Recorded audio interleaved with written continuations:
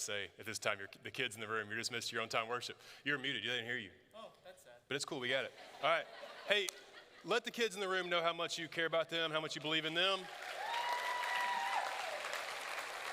Yeah. Man. I was sitting over there just worshiping with y'all. Supposed to be like, thinking about my message here, and all I could think about was just how beautiful and powerful and what God is doing across not just our church but across our city is, and how just thankful I am to get to be a part of that. I feel like probably if I could summarize what I was thinking about, praying about over there, I feel like I'm a part of a movement, not a gathering. And there is a massive distinction between those two things. I've been a part of other things, Christianity related, that were gatherings. It was places where you gathered together and you observed something. Your participation stopped at watching, and there's a place for that. But by the Spirit, like God's not building a gathering called Oaks. It's a movement of people doing exactly what Brian talked about, helping people step into a community that proclaims the name of Jesus Christ first and foremost. And because of that, we're seeing people's lives change. I've seen my life changed by being a part of that community, that movement. That's what we set out. We talked about what we wanted Oaks to be. We talked about wanting to see we be a part of a movement of God, not a gathering of people. I don't know how you ended up here this morning, but I don't think it was necessarily by coincidence. This whole time in the Word this morning, we're going to be talking about coincidences. I don't know how you got here, but I don't think it was by coincidence. I don't think it was a coincidence how I got here. I grew up in Tuscaloosa. I talked about, like, after we left Tuscaloosa, I never thought we'd be back here. I told my parents we'd never be back here. I told my parents that when I said yes to ministry, it was saying no to home. Sorry, we're never going to live in town again. Well, we're back, Brian, dude just prayed on stage. I was his 7th grade small group leader, right? And when I moved away from Tuscaloosa, I didn't think I'd ever get to hang out with Brian ever again. Here he's helping leading worship in the church that we planted that we didn't. I don't think that's a coincidence. I remember when I don't remember when I met Jessica, actually. Jessica remembers when she's met me, but I don't remember when I met her. It's one of those kind of things. Just a, baller move there. That just means I'm forgetful. Anyway, so in 7th grade, Jessica remembers me. I don't remember her, and there was kind of in each other's orbit until one day, just by coincidence, I walked into health class in 10th grade, and the only person I knew in there was this little blonde-headed girl named Jessica. So I went and sat by her and ended up spending the entire semester talking to her. I didn't learn anything about health. I don't think anybody learns anything about health, but I was just with her. I'm like, I'm only going to talk to you, okay? That's how this is going to go. And then we've been married, 18 years or something. That's just, I don't think that was by coincidence. I don't. When you think about your life and the things that are happening, like how you got here, how you got around the people that you're with, how you ended up in Tuscaloosa at all, does it feel like it's a bunch of happy coincidences? And in some cases, some unhappy coincidences. Is it all just chance? Is it all just, a series of events and things are transpiring, and some of them feel like twists, but really it's all just kind of happening. A lot of people, approach the world that way, but that's kind of their worldview. This is all just one big long string of coincidences. But what if it's not? What if it's not all a string of coincidences? What if there's something going on behind the scenes? This morning we're looking at the book of Esther. Now we've been walking through a series called The Whole Story. I met some of y'all who, you're here this morning, happy coincidence. Your kids are playing in a band thing at Moody and you saw a sign, and you're like, okay, let's go, right? So we've been walking through a series called The Whole Story. Where we started in Genesis, we're walking all the way to the book of Revelation, covering the entirety of the story of what God is doing in and around the world, his creation.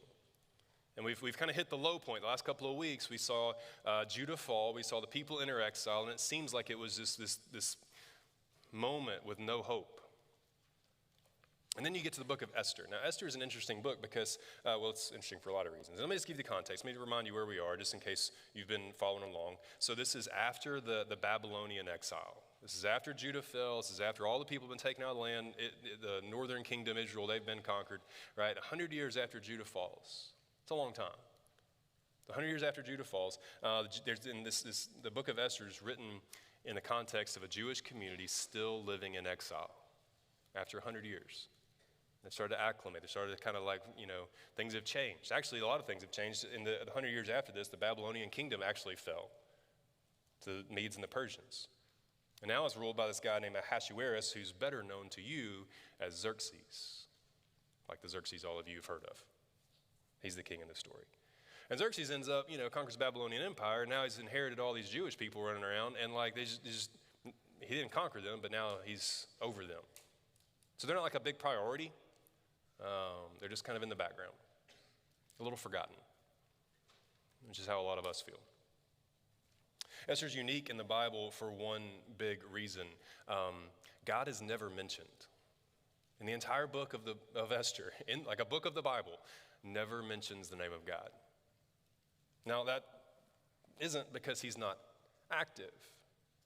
What I think is happening, I think the author of the book of Esther is doing something brilliant. He's inviting me and you to look for, to assess, to try to discern if God is really active in the stories that we walk through.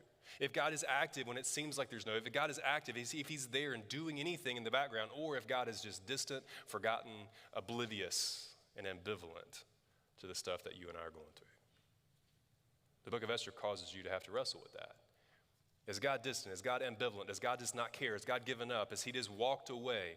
Or is God still working even behind the scenes in the lives of his people?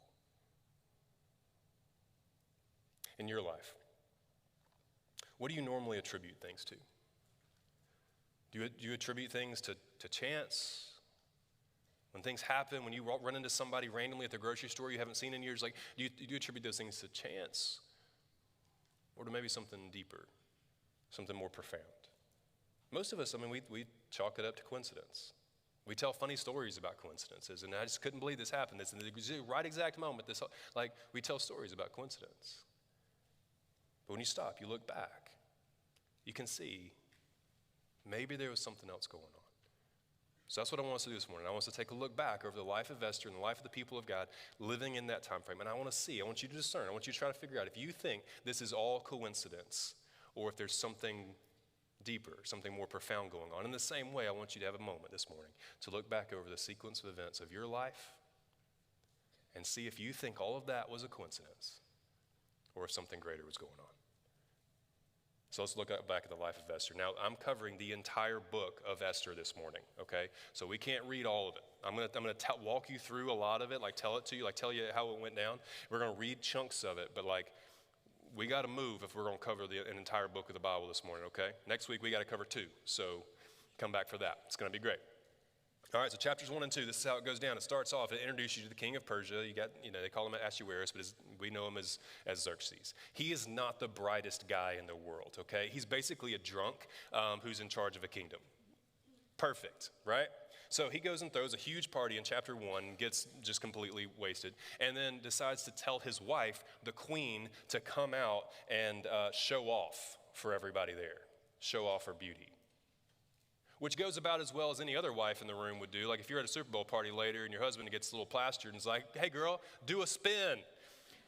You're not doing that. You know what I'm saying? That's exactly how this goes down. The queen's like, no. All right? King's drunk. He doesn't know which way's up in the moment. So in a drunken fit, he banishes her. It's fine, you ain't queen no more. It's a super functional family, all right? They're doing great. So he banishes the queen, scene 1. And then, brilliant, decides to throw a beauty contest to get a new queen. It's the best way to choose a wife ever. It's literally the plot of The Bachelor. This is what's happening. It's a beauty contest to find a new queen. And we'll just parade them by, we'll bring them through in limos, And at the end of the day, we got whoever wins, whoever's the least terrible, queen. Boom. So that's what they do. So here, at this point in the story, the author introduces a Jewish man named Mordecai. Now, Mordecai, it says that he and his family had been taken into exile out of Jerusalem. And so, he's a refugee. And it says that he's been raising his niece as his daughter because both of her parents had passed away. And so he's raising this niece, and her name happens to be Esther. So Esther enters the story, this orphan girl being raised by her uncle, a family of refugees living in captivity in Persia. So the beauty contest has to ensue, and so the show directors, they have to go out and they have to round up some people to be on the cast, right? And so they run around and find all the most beautiful women they can find in the kingdom and basically round them up for this beauty pageant. Now, this is not a choice. They were put into custody. Something to think about. So Esther ends up being taken as well. And so she's put into this contest, and she ends up hiding her Jewish identity, ends up winning the contest, and now she is crowned the new queen of the kingdom. This orphan girl ends up queen.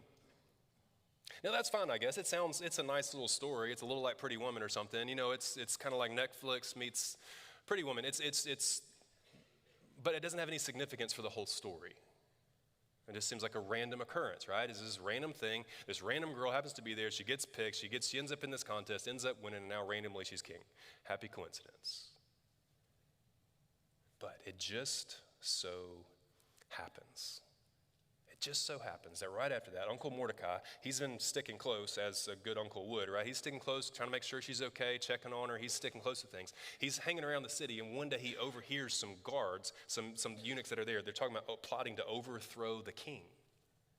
They're plotting against the king, and he overhears it. He goes and tells Esther, who's now the queen. She goes and tells the king, Xerxes, and on Mordecai's behalf and says, my uncle Mordecai sent word that there's some people that are trying to overthrow you. So it's investigated, and it's found out to be true. So Mordecai ends up saving the king's life. By coincidence, he's in the right place, right time. Happy coincidence. Just so happened. And it says that event was recorded in their record books. They kept like really specific records. Right? I showed you pictures of some of the Babylonian records last week on those tablets. Like they wrote it in the records that Mordecai had saved the king's life. Now that's fine too, right? It's a nice little story. Not a giant deal, though, in light of the whole story. It's just, happy coincidence, king doesn't get murdered, right? Why is that in the Bible? Let's keep going, all right? Sometimes later, a little bit while later, the king ends up elevating this guy named Haman to the number 2 position in all the kingdom, all right? Ends up elevating this guy Haman. So the king is still a drunk, and Haman is this puffed up megalomaniac, kind of like crazy guy who thinks he is all important in the world. Ends up commanding everyone that when he walks by that they all have to kneel before him. Who does that? You know what I'm saying? Like, that's intense. When I walked by in the kingdom, everyone kneels. So he's just like walking by and everybody's like, oh my goodness. He turns around, comes back, oh, he forgot something. We got to kneel again. Like, just annoying. Mordecai won't do it. Everybody else does it. But Mordecai, this one guy, is like, no. I identify with that so well. I'm like, no, not kneeling before this random dude. Not doing it, right? Just says no. Now, Haman is furious about that. It just gets under his skin. Everybody else is willing to bow down to me, except this one guy, and that one guy is just a thorn in the flesh, can't get over it, just drives him crazy. Finds out that Mordecai is Jewish, and so he has a plan. Comes up with this plan to get rid of Mordecai by essentially leading or manipulating the king to annihilate all the Jews in the kingdom. This is what happens in Esther chapter 3, verse 8. It says, then Haman said to King Ahasuerus, there's a certain people scattered abroad and dispersed among the peoples in all the provinces of your kingdom. Their laws are different from those of every other people because they have the law of God, right? And it says they don't keep the king's laws, so that it's not to the king's profit to tolerate them. Basically, he says, like, you've got this insidious people who aren't following your rules. They live, he's sowing fear. So in verse 9, he says, if it pleases the king, let it be decreed that they all be destroyed.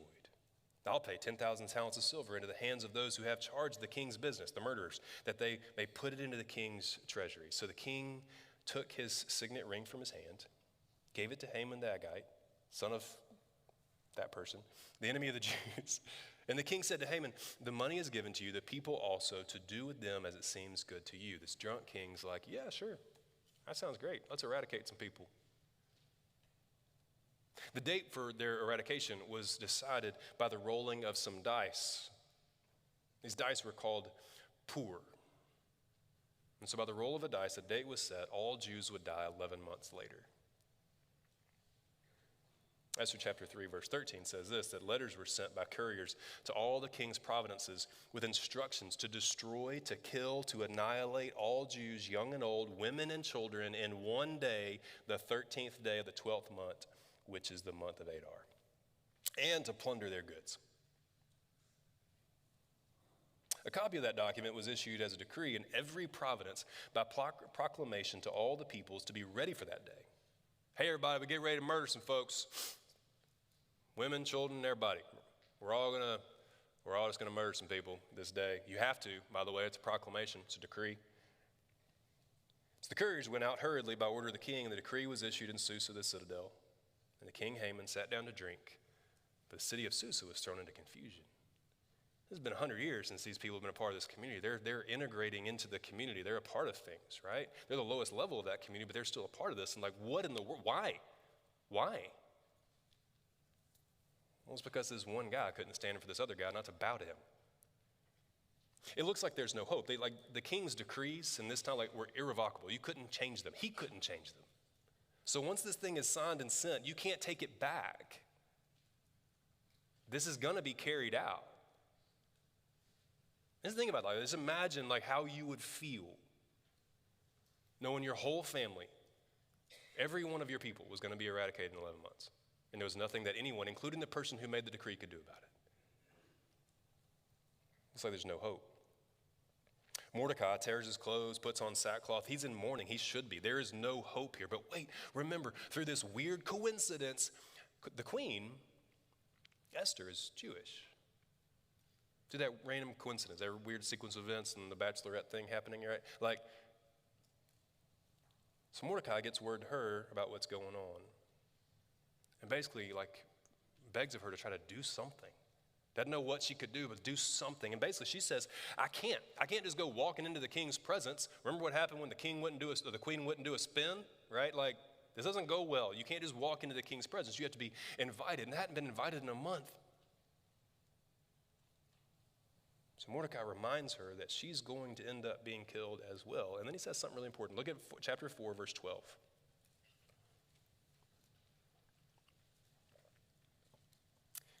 Tell Mordecai what Esther said, that she was scared. So Mordecai told him to reply to Esther, do not think to yourself that even in the king's palace you will escape any more than all the other Jews. For if you keep silent at this time, relief and deliverance will rise for the Jews from another place. It's just a hint about what happens later. You know what I'm saying? Jesus, right? And he says this. It says, but you and your father's house will perish. It says, who knows whether you have not come to the kingdom for such a time as this? Who knows? Maybe. Who knows? Whether you've not come to the kingdom for such a time as this. Verse 14, for if you keep silent at this time, relief and deliverance rise to the Jews from another place, but you and your father's house will perish. Verse 15, then Esther told them to reply to Mordecai, go, gather all the Jews to be found in Susa, and hold a fast on my behalf. Don't eat or drink for these 3 days, night or day. I, my young women, will also fast as you do. Then I'll go to the king, though it's against the law, and if I perish, I perish. All right, so you see three things happening. First, Mordecai tells her, she's not immune to the danger. She's not immune to the danger either. So before you set Esther up as the hero of the story, think about her motivation here. She's not willing to go into the presence of the king because it might cost her her life until Mordecai tells her, hey, just want you to know, you're going to get wiped out too. Esther's not the hero of the story.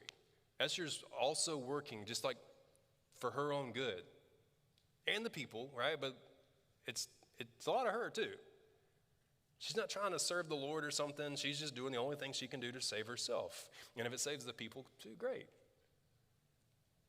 That's not wrong, of course, but from her perspective, this is just life or death stuff. She's not making some brave, step in obedience to like God's calling on her life or something. She's just trying to figure out, what do you do in a life or death situation? God isn't mentioned in this. He's not a factor here. Second, notice what Mordecai says will happen if she doesn't do anything. He says, if you keep silent, relief and deliverance will rise for the Jews from another place, but you and your father's house will perish. There's a glimmer of hope there. There's something in Mordecai that's confident that somehow, some way, at some point in the future, like God is going to show up, that something's going to happen here. He's thinking, like there's this confidence that even if this all goes south, if Esther won't risk her life to save others, deliverance would still come one day. For those of us on this side of the cross, like our perfect, final, lasting deliverance did come. Not from a person, not just like from random sequence of events, but in the Son of God, in Jesus Christ, who came, willingly gave his life. Not like I had to get tricked into giving his life, like Esther's having to do here, but like willingly stepped in to give his life for people like us, to deliver me and you from sin and death and restore us to the Father. There's a glimmer of hope there. Third thing, notice that Mordecai wonders aloud if it's just a coincidence. Verse 14b, who knows whether you have not come to the kingdom for such a time as this? He's just wondering, maybe this isn't merely a coincidence. Maybe it's not merely a coincidence that you were taken. Maybe it's not merely a coincidence that you won. Maybe it's not merely a coincidence that somehow this orphan girl, refugee orphan girl, has ended up as the queen of the whole kingdom. Maybe that's not just a coincidence. Might be. But it might not. God's not named here. He didn't part a sea here. He didn't send a prophet. There's no fireworks thing happening to make sure that they know this is from God. A lot of us we want to sit back and wait. We want to sit back and wait and say God, if you will skywrite this thing for me, I will move. And there's nothing here. God, if you send a sign in advance and make it absolutely clear that I'm called to talk to them or go to there or whatever, then I will do that. But until you give me that sign with that level of clarity, I'm out. God's not named here. He didn't whisper a word. But there was a point of action to be taken. And it's really based on whether these people, whether Esther, thought all this was an accident or not. I love that question. Who knows whether you've not come to the kingdom at such a time as this? Do you think you are where you are by coincidence? Or could it be that God has you where you are for such a time as this as well? Like when you think about being in this city, a lot of you did not intend to be in Alabama, let alone Tuscaloosa. This is not part of your plan, right? You had a plan. It was a great plan. It's an awesome plan, and now you're here. And you're like, right? Coincidence? Like in your office, your workplace, your job. You got to make a living, whatever. You interviewed at some places. These people took you. Pay was all right. Is that it? It's a coincidence that you're there to, that you're sitting next to those people, working with those people, spending 8 hours a day with those people. Is that just a coincidence? In this church, like a part of Oaks, not in this room, but like a part of the people that make up our church. Some of you, man, the stories of you ended up being a part of this thing, wild. I can't tell you how many people I meet who are part of Oaks. Several people who've trusted Christ as their Savior and serving and doing all kinds of stuff because they saw some chalk on the ground one day. Is that coincidence that you walk that way and that somebody randomly decided to invite you to church with chalk? Coincidence? Probably a coincidence. Yeah. Is it a coincidence that you're in that dorm, on that hall, or on that group project with those people? Is that a coincidence? Is it a coincidence that you're in this room this morning? Somebody invited you last night, a couple of days ago. You had no intention of going, but you got up, you woke up early, which never happens, right? And you're here. Is that a coincidence? Maybe. Esther saw that there was a decision to make, a life or death decision, and so she decided to act, and she sets a plan in motion. So here's what she does. She goes into the king, risking her life to go before the king, right? And so she comes in, and she isn't killed just for showing up. Great, step one complete. Is that a coincidence? Anyway, she invites the king and Haman, the crazy guy, she invites them to dinner. That's the grand plan. She invites them to dinner. And they're like, yeah, sure, we'll go to dinner. And the dinner goes really well. And so the king's like, hey, what can we do? What do you want? I want to give you a gift. What do you want? She's like, I just want you to come to dinner tomorrow too. Bring Haman. Okay, we'll go to dinner tomorrow. They got 2 dinners in a row. It's great. Haman's elated. That guy's like losing his mind about it. He's like beside himself. He's dinner buddies with the king and queen. He's like the happiest third wheel ever. You know, he's here for it, man. Like me and the king and queen, we're bros. He goes skipping out of the dinner, like just happy as he could be, happiest moment of his life. Goes skipping out of dinner, the king and queen, and runs right into Mordecai. Oh, and he's just hot all over you. He's like, this one guy, like I'm the third wheel of the king and queen, but there's this one guy who won't kneel for me. So he decides to get this guy handled, right? It's like, if I can just get this one thing handled, my life will be perfect. Decides to get this guy handled. So that night, he goes and tells some people, has a stake, a giant stake set up at his house to kill Mordecai on the next day. It's 75 feet tall. You mad? Like, you can do a normal size steak. It works the same. 75 feet tall steak at his house, for Mordecai. Again, it looks like there's no way out. It's one of those hopeless situations. Haman's number 2 in the land. Nobody can tell Haman what to do or not to do except the king, and he's a drunk, right? Like, he don't care, right? So it looks like it's over for Mordecai. No hope. This is it. This is the end. There's no way out. Do you have situations and things in your life that seem hopeless? I know people here who are hopelessly drowning in addiction. I know people here whose marriages seem hopelessly fractured. I know a lot of people who just seem like hopelessly like oppressed with depression and anxiety. People hopelessly far from the Lord. Like, I don't know how I get back to him from where I am. Surely he don't want nothing to do with me. Like, you got some hopelessness stuff? You got some things in your life that just seem hopeless. What's yours? A lot of us have those. What's yours? What in your life seems beyond redemption, just beyond hope? Maybe you've asked God to move. Maybe you've gotten to a point where you're willing to like bring that before the Lord, and so you've prayed about it, like, God, I don't know how in the world you could fix this. It all seems beyond hope, but if you're there, you ever prayed those prayers? If you're there, would you help? But it doesn't seem like God's showing up. There's been no skywriting. There's been no sign. There's no angels appearing. There's no seas parting. Like, where you at?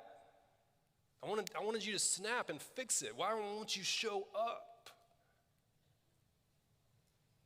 You feel forgotten by him sometimes? In those no hopes kind of moments, you feel forgotten by him?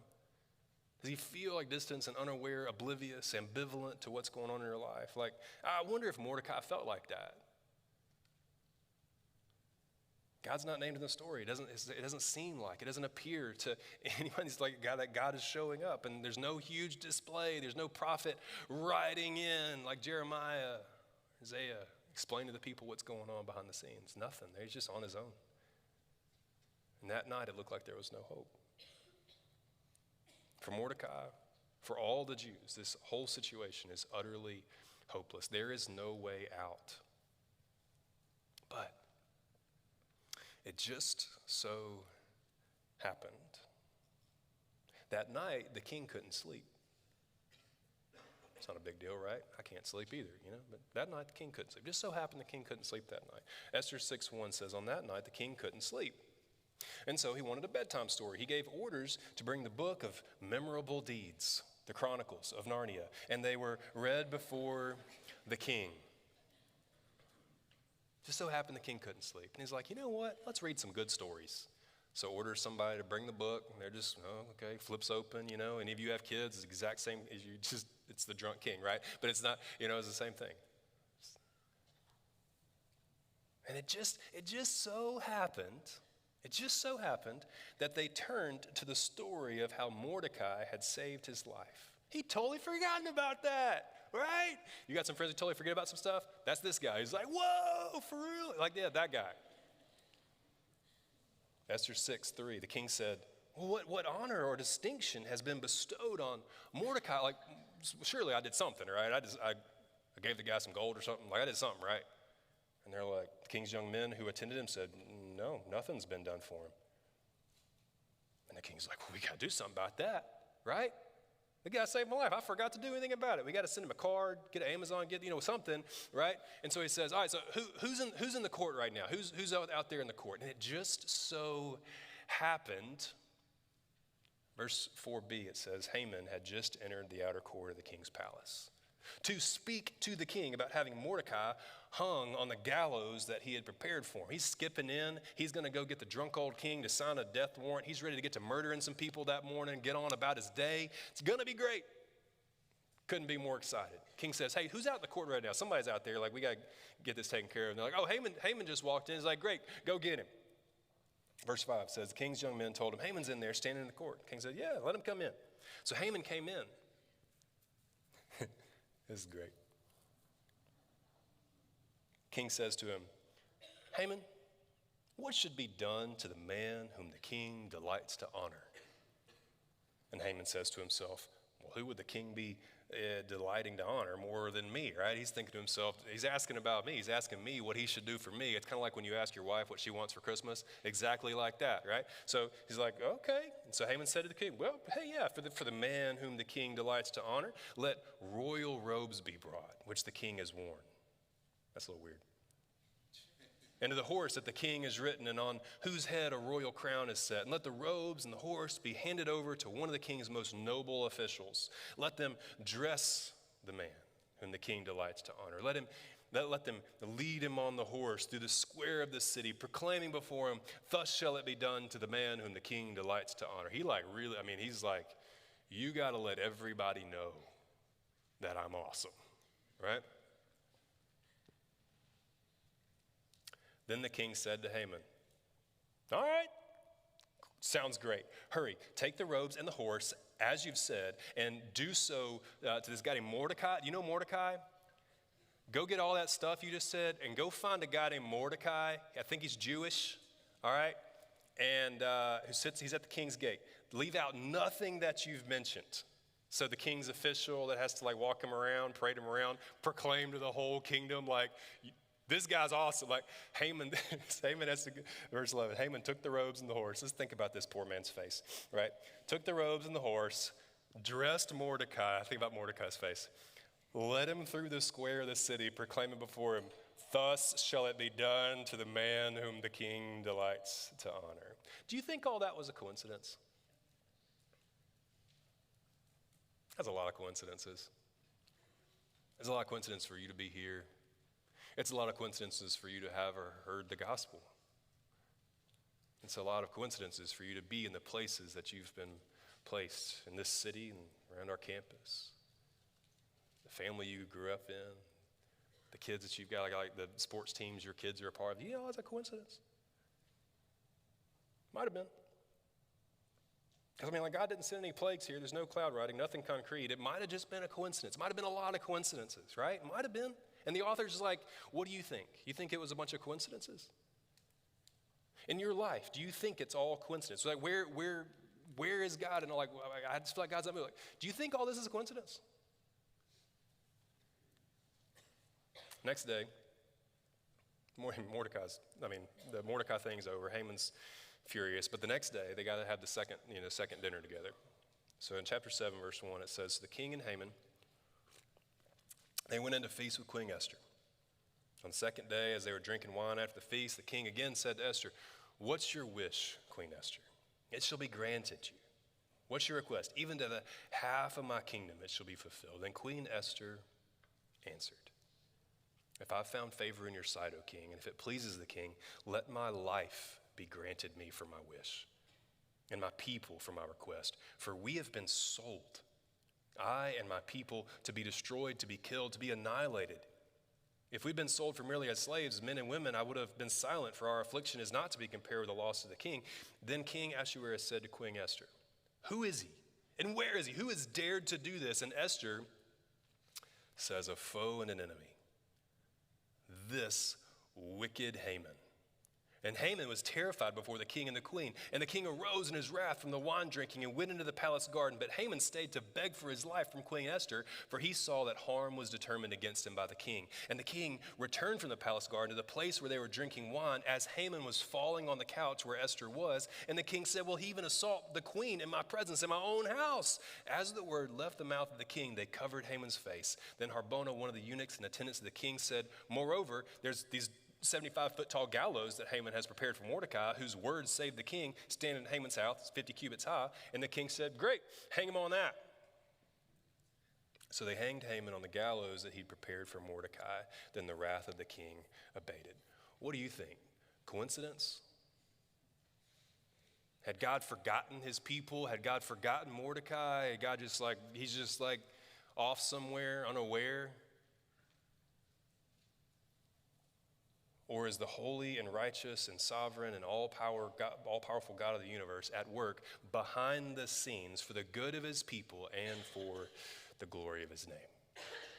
It's one of those two things.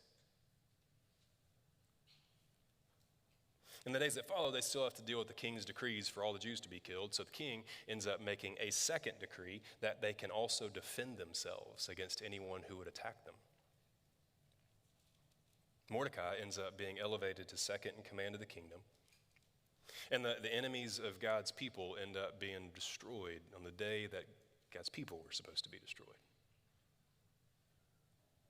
They instituted an annual feast called Purim, to commemorate what had happened. It comes from that term, those dice, Pur. It's a festival called Purim. Now, when they celebrate Purim, do you think that they celebrated a bunch of happy coincidences, or the God who was working in his sovereignty behind the scenes always? And these seemingly random occurrences, these things that couldn't write, you couldn't script, just seemed like a bunch of coincidences. What do you think they celebrated? God may appear absent in the things that you're walking through. God may appear absent in the things that you are walking through, in your struggle and in your pain and in your trials. But I just need you to hear this morning that nothing could be further from the truth. He is not absent. He is not unaware. He is not ambivalent to the things that his people are walking through. So my prayer for you, my encouragement to you, like out of the book of Esther, is to trust him, to pray to him, to lean on him, to put your faith in him, to draw near to him, because he is not distant. He is not done. He's not absent. For some of you, it may appear as if you are where you are by accident. Whether if it's in your city, if it's in this campus, if it's in this church, if it's in this room this morning, or maybe, just maybe, that is not just an accident, it is not just a coincidence, that God has you here for such a time as this. And if he has you here for such a time as this, then there is work to be done. Even when there's no skywriting, even when there's not absolute clarity about what the next step would be, there's faithfulness to be walked in as long as you are here for his name, for his glory, and the good of his people. What it comes down to for me and you, especially for us in the room that are Christians, we have to decide we're going to take opportunities that come up in just the random things of life. We have to decide that we're going to take those opportunities that come up not as coincidences, but as divine appointments.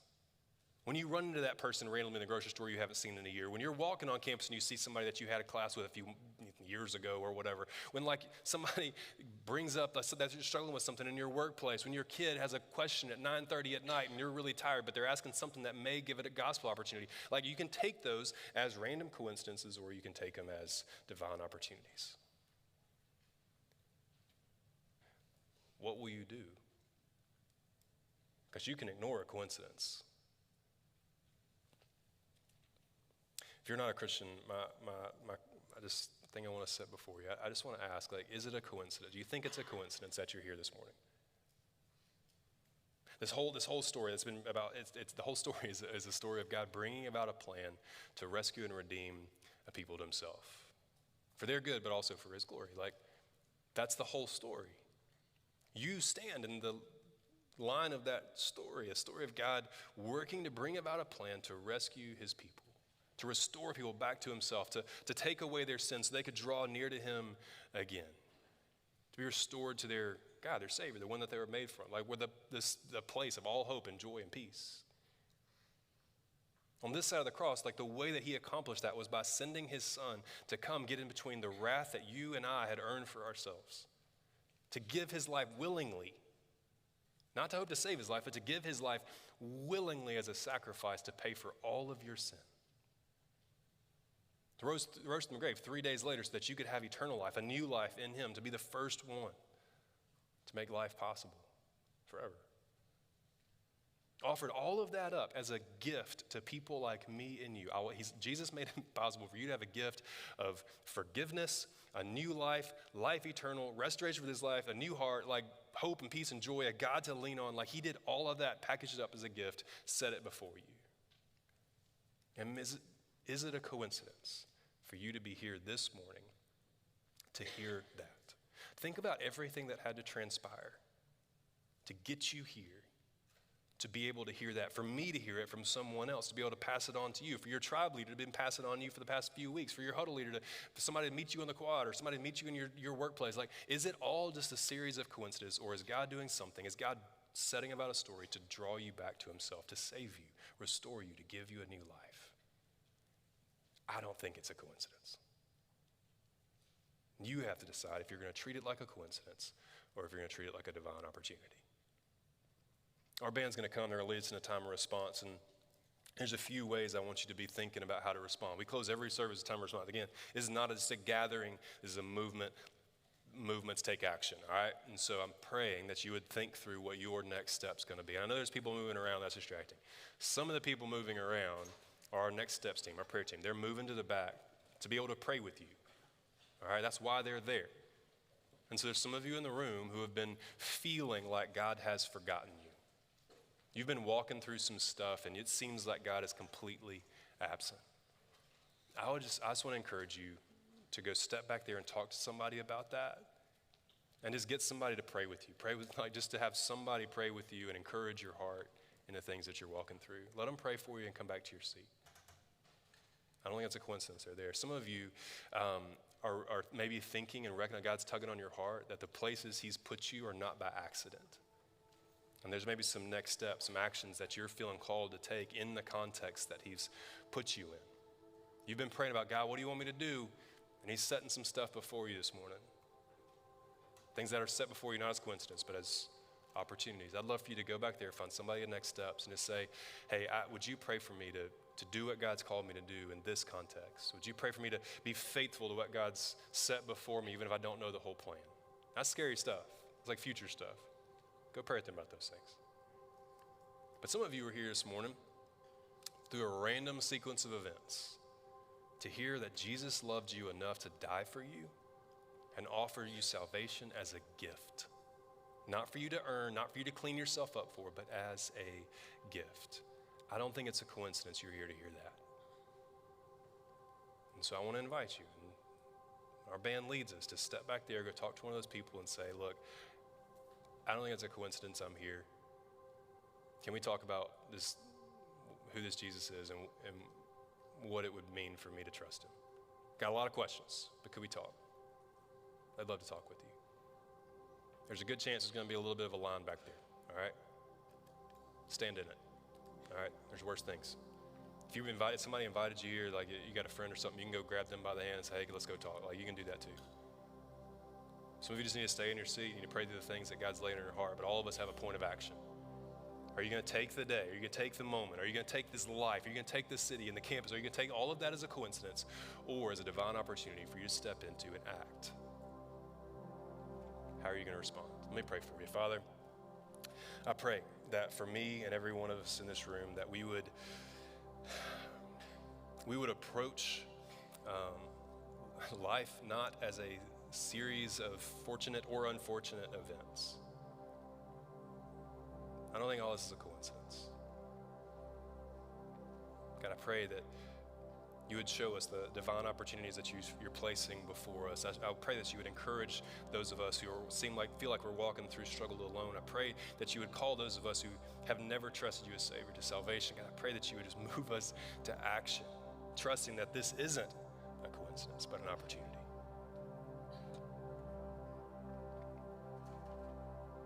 God, you took action to come for us,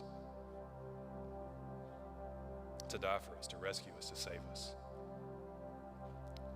Let us take action as well. It's in your son's name I pray. Amen and amen. Why don't you stand? Next step is open.